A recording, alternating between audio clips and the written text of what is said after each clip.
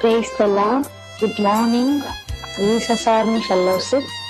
Today, God of all, யோவான் 15:5 நானே திராட்சை செடி, நீங்கள் கொடிகள். ஒருவன் என்னிலும் நான் அவனிலும் நிலைத்திருந்தால் அவன் மிகுந்த கனிகளை கொடுப்பான். என்னை அல்லாமல் உங்களால் ஒன்றும் செய்யக்கூடாது. ஆமென். கர்த்தருடைய நாமத்துக்கு மகிமை உண்டாவதாக.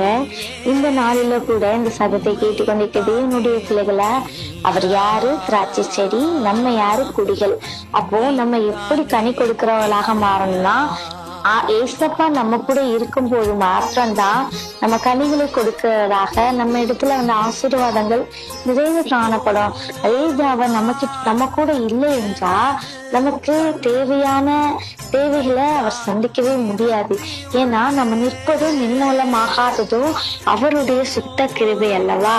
அப்போ நம்ம அவருடைய வசனத்துல நிலைத்திருக்க வேண்டும். அவருடைய வசனத்தை கேட்டு அதன்படி நடக்கிறவர்களாக இருக்கணும். எங்க பார்க்கிறோம், அவர் திராட்சை செடியா இருக்கிறா, நம்ம கொடிகளா இருக்கிறோம். திராட்சை செடியில நம்ம கொடிகளை மாத்திரம்தான் இருக்கிறோம். அந்த திராட்சை செடி இல்லைன்னா கனி கொடுக்க முடியாது. அதே போலதான் ஏசப்பா நம்முடைய வாழ்க்கையில் இல்லைன்னா நம்ம கனி கொடுக்க முடியாது. அதனால அவருக்கு பிரியமாய் நடந்து அவருடைய வார்த்தையை கேட்டு நடப்போம். ஆமீன்.